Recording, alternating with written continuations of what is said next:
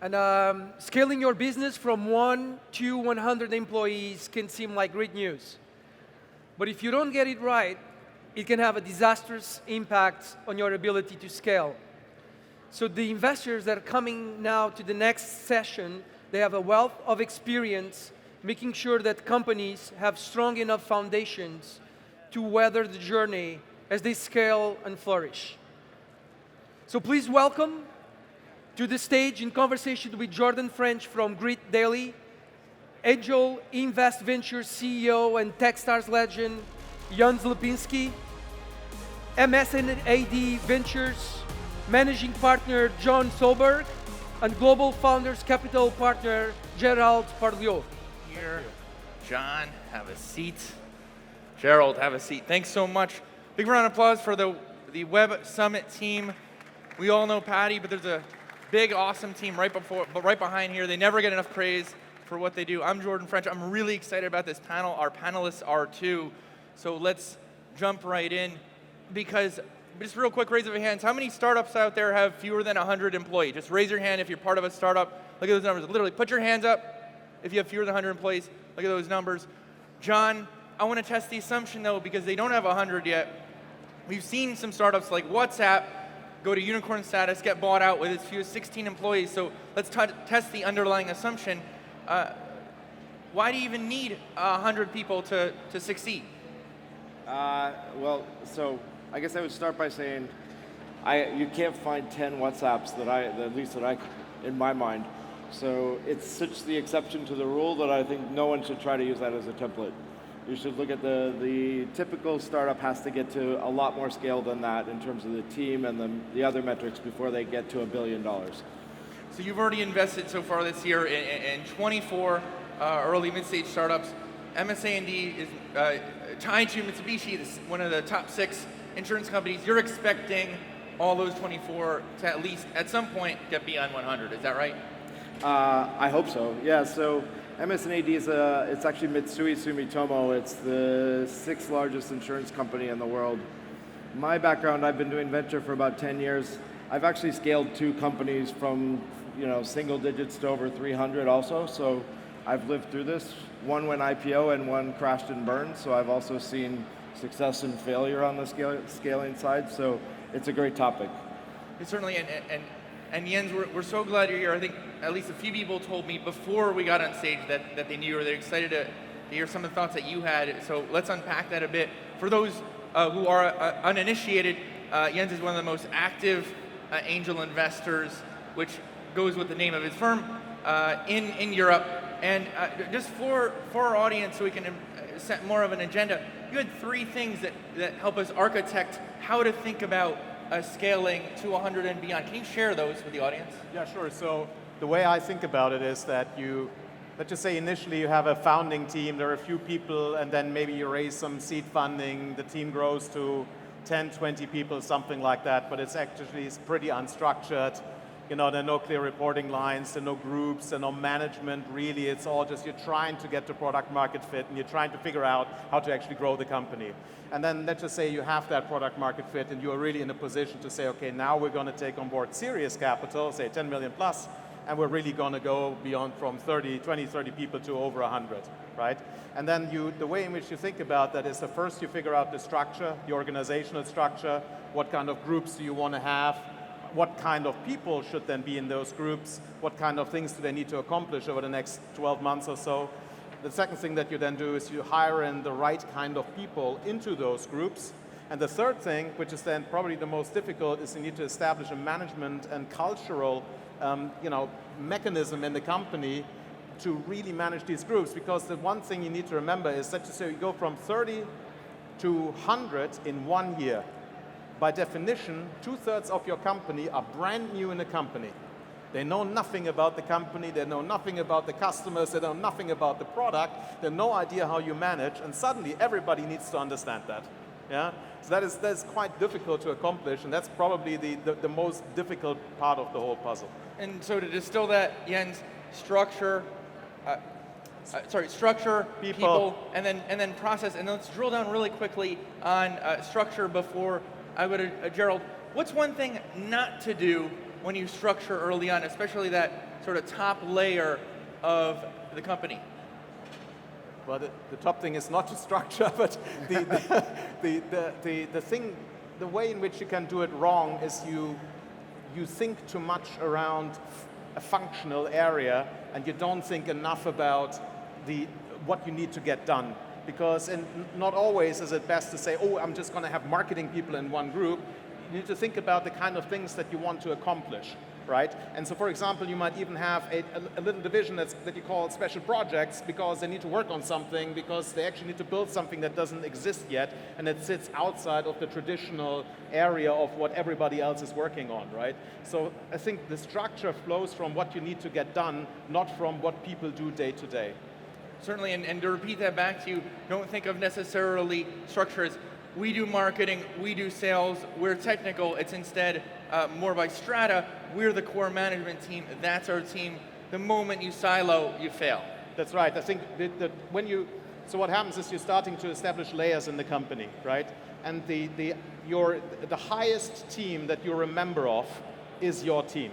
So if I'm the VP marketing in one of these companies, my team is the management team. That's my primary team. If I start to think of the marketing people, they work for me, that's my team, the whole thing goes wrong. Because then everybody starts to think like that, and then you have a lot of that.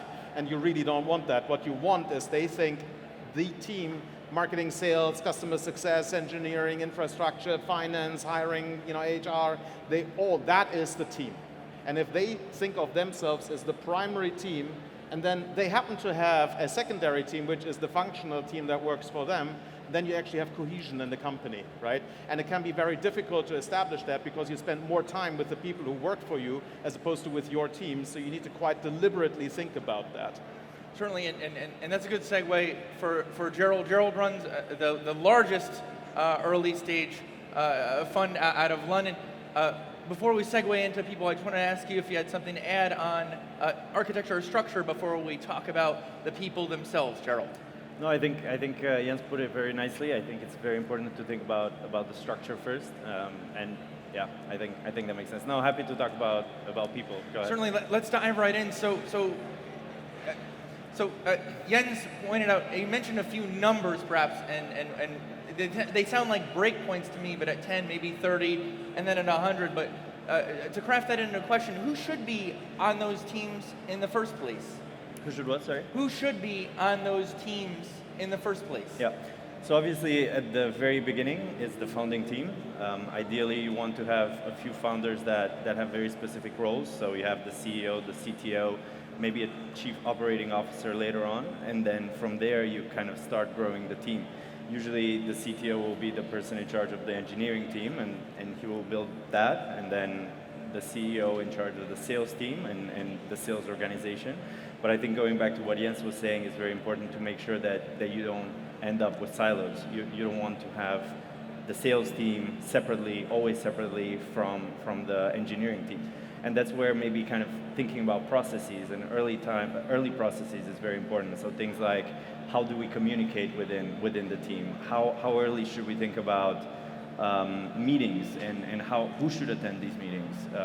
Is it just the founding team, or do we need to involve more people? I think those kind of questions are very important early. Certainly, but let's set aside process for a second and go back to the people. I'll just pose it this way: is it perfectly fine if everyone is totally green? It's their first startup. They have absolutely no experience. They might be 22 and fresh out of college, and just scale all 100 people that way. It sounds like the least expensive, and that's the most prolific body of people that's available. Why not run startups that way? Yeah, I think that's a very interesting question. I think, as you say, I think it's very interesting to have young teams. I think the founding team, the people that come up with the idea many times are very young, and it's very fine to be a green team. I think you have very, very driven people early on. I think as you scale, you really have to think about bringing in more experienced people within your team and within your organization. There was an interesting research done by one of our VC friends in London, Notion, that came out the other week, I believe, looking at unicorns and non-unicorns, so the control group. And the idea here was a unicorn in their first 5 years hire 7 times as many senior people than companies that don't make it to become a unicorn. I think that's very, very powerful to think about what is it that you as a co-founding team can actually do, and when is the right time to hire someone more senior? When is the right time to, let's say, hire a head of sales or a head of marketing or something like that? Because you realize that you have the vision, you have the grit, but you might not necessarily know everything about fintech or insurance, or you don't have the access to get into those companies, or if you do enterprise sales, again, same thing. Certainly, but when we set aside a process a little bit earlier that Jens established in our architecture, let's set aside just timing for a bit. And we need to define something for the audience so we're all on the same page. And what is this term that you use, senior hire, experienced hire? What does that mean, or what does that person look like? Yeah. So it can look very different in different things. So let's say if you think about engineering, right? So you might start initially with a co-founder who you give it the title of a CTO, but maybe he's just like an experienced software developer who doesn't necessarily have the capability and the knowledge to really run teams. As a CTO of a 100-person company, you need to be able to manage teams. So there you need to find someone, let's say, who has the technical knowledge, but also the managerial experience. So it can be anyone from someone who had the previous experience either in a scale-up or who comes from a more corporate background, but also has the technical knowledge. Sure, and that's a great segue for John. John, earlier you laid foundation that you had 2 companies, one went to IPO, so you've done this before. The inquiring minds, we all want to know, how did you find these people that Gerald speaks of? So it's funny, I think there's, at some level you don't know if it's causation, because an attractive company finds it easier to hire senior people. So if you're already doing fairly well, you actually are probably in an advantageous position to hire really strong people. So success breeds success, which is, I think, one thing that you definitely see. What I would say, though, a couple of things that I've learned along the way is the key break point. So the CEO that I worked with at the company that went public, he actually ended up getting fired, mostly because, he was great, but he had this lead by example, hands-on approach, and I was in charge of engineering and product. And so literally every day he would run around and talk to all the engineers and tell them to work on pet projects. And then I adopted this methodology of following him 15 minutes later and fixing everything. So that was not a scalable process. I wouldn't recommend it, but I use that example because when you think about the transition from being hands-on to being able to trust people on your team, that's usually one of the most challenging things, to go from a founding team where you sat in a room together and you built this product and you started and maybe you got your first customer to I'm going to get a report every couple days on what's happening in this area, and I have to be able to trust the person that's doing that. Yes. That's a tough transition, and you also have to then work very hard at finding a person that's compatible and works well with you. Sure, and Jens, I hear you saying yes audibly, and it's again on the same question of how do you find those senior people. Perhaps John got rid of one who wasn't a good fit, but then you're going from the 0 mark to -1, so he has to refill to the start line and go forward. Can you help us with that?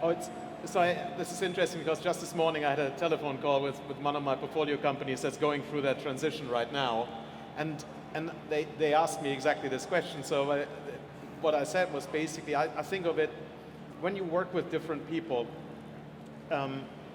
people sometimes categorize them in kind of like the A players, B players, C players, and so forth, right? And the definition of an A player is somebody you can give something to, and they say, Jens, I'll do it, and you'll have it on Friday, and I never need to worry about this ever again. And it just gets done, right? And then stars are people who don't just do that, but then they come back, oh, by the way, here are all the other things that I did for you. And then these things turn out to be great, right? But this is what you want. You want to find people where you can delegate things completely, and you don't have to do anything whatsoever anymore, full stop. And you have complete, and that's why trust is so important. You have this trust that they will just get it done, right? Because then you become scalable. You can just give it to people, you don't have to do anything, it just happens. And those are the kind of people that you need to hire. Now the trick is, people are either like that, or they are not like that. This is an intrinsic trait that people have. There are people who are just like this. If they've been like this in their previous job, the probability is they're going to be like that in their next job, and then their next job, and unless something terrible happens in their life, they'll probably be like that forever, right? And other people, who, the B players, are more people who need continuous management and guidance, and they'll do a good job, but you can't turn your back on them. You always need to look what are they doing, you need to management, and things like that, and they can be incredibly valuable contributors, but those are not people you want to put into management roles because you can't delegate through the chain. Yeah? And that is the most, it's apart from functional knowledge and can they really do the job and do they fit culturally into the company and all of those kind of questions. But when you're hiring in particular senior managers, this is if they don't have that, if they won't work out in their roles because you will not be able to establish this trustful relationship. Yeah, Certainly. So I just want to pipe. I wrote a blog post on the A player, B player thing a couple of years ago, and it was probably the biggest one I've ever written because it elicits just absolute strong opinions on both sides. But my contention is that the worst thing you can do as a startup as you're trying to scale is have B players. Yeah. Because that absolutely does not scale, and it creates a culture of mediocrity that will never actually break out. Sure, and we don't even need to define C players. You defined No, us earlier. Earlier, C- you ran into one C player. It sounds like, and that lays a definition there. No, I would actually say this. I would say there's also, in my mind, there's a difference between an A player at different stages. Yes. So this person was absolutely, he was astonishingly good at building product and getting product out really quickly. He was not good at being able to trust anyone below him to do anything or even beside him to do anything. So at some point there's not enough hours in the day for that person to manage everything and your scale ends at that point. So I would say a couple other things on the A player. I think I'm a little bit unique in terms of when I sit on quite a few boards, and I often advocate for hiring somebody not necessarily specifically defined by the criteria of what the job is, but change the job a little bit based on if you can find an A player. So there's often this mix of product engineering, VP engineering, CTO, and in some cases those roles don't look exactly the same. But if you find somebody with a key set of skills, you give them ownership of that, and then you fill the gaps that way. So it's not normal necessarily, but I feel so strongly about how important the A players are that that's sometimes the advice I give. It is true, John. You are not normal, including from a startup experience standpoint. But perhaps just to repeat this back to you, it sounds like flexibility is one additional way to attract good candidates. Just real quick, and just some housekeeping because I didn't say it earlier. We will use Slido. I do think we'll have time for one or two questions. We love participation from an audience at Grit Daily, so be sure to use Slido, which is the sort of clicker tool. You can upvote questions. We'll definitely get to at least one or two. And then two of the topics that we set aside, Gerald, John, and Jens, were timing on sort of when to bring in certain people, and then process, as Jens pointed out earlier. Gerald, to go back to you really quick on timing. Jens established or offered up some general numbers. I'm not going to hold them to it, but around 10, 30, and 100 or so. But when should you be sort of augmenting your team? Do you have a rubric that you use? No, I think we were discussing this a little bit earlier, and I think it really depends on the type of company and the business you're in. So if you have a team that is 20 people, but you have many of them that are just technical people, right? So it's just a mostly technical team. You haven't really finished your product. You're still working there. Then it doesn't really make sense to say, okay, now is the time to really push on sales. So it really depends. Sometimes it can be 20. Sometimes it can be 30. It really depends on how many people you have in the other teams, I would say.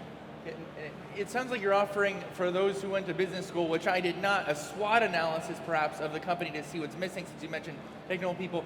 Jens, do you see this through a different lens? I mean, sometimes helpful to look at the military because they've been managing people for thousands of years, you know, and you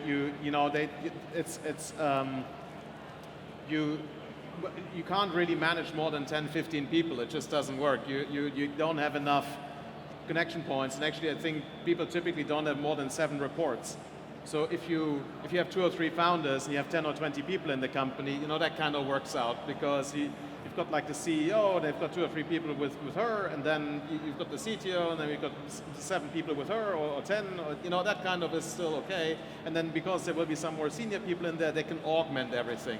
But as soon as you go beyond 15, 20, certainly beyond 30 people, that starts to then really starts to crumble. And at that point, then you break it down again, and you're saying, oh, okay, so maybe the 30 people, we break them into 3 or 4 teams of something, and then we have team leads who then lead these teams. Yeah? So because they don't need to necessarily at that point be the senior VP of something wonderful, but they need to be competent managers who know how to manage 7 people or make them productive, right? And get them to that point. So that's sort of how I think about that.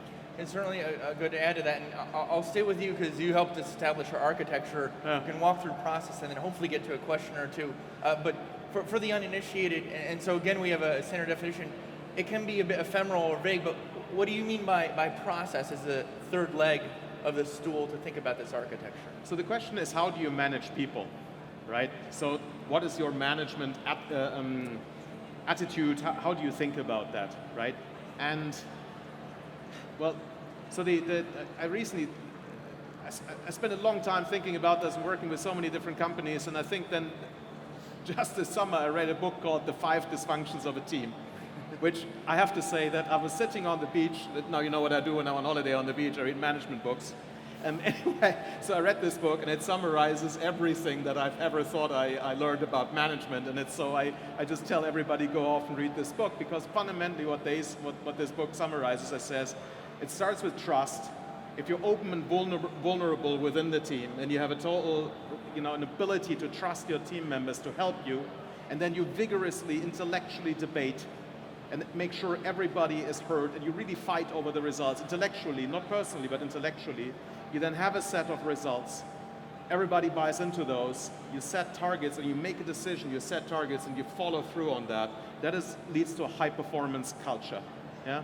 And if that is the kind of management culture, for example, that works well for you, then you make sure that permeates through the teams into all parts of the company. And then you have a cohesive culture.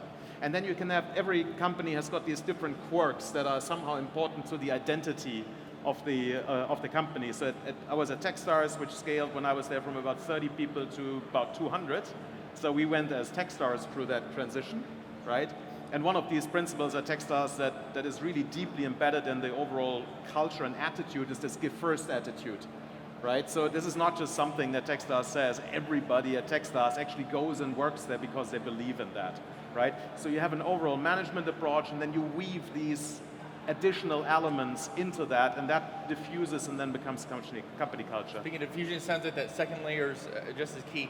John, I'll give you the last word, but let me say really quickly that we answered this anonymous, when should you bring senior people in? Watch the video. How do you evaluate an A player? We cover that, watch the video. Identify an A player, same question, watch the video. John, I'll give you the last word on process. On process, well, I think, as you think about how a company scales, at the beginning, the founding team probably is really, they know everybody really well. Like Jens said, you probably have 7 direct reports, maybe plus or minus, but you've got a very good, clear, direct line of connection to every person in the company. When you get to 100, you don't. Yeah. You just simply don't. You don't have enough hours in the day, and you don't have the ability to connect at a level to each person. So that as you transition, process becomes more important in a company in terms of your ability to execute than it was early on. Because you have to be able to have something that you can fall back on and that you can trust. The trust is a huge impact, and it's not just on a personal level, it's even on an organizational, cultural, and process and procedural level. And that's all the time that we have, John. Sounds like it all comes back to the people. Big round of applause for three very busy men here. Jens Lipinski, John Soberg, and Gerald Torriou. I'm Jordan French. Until next time.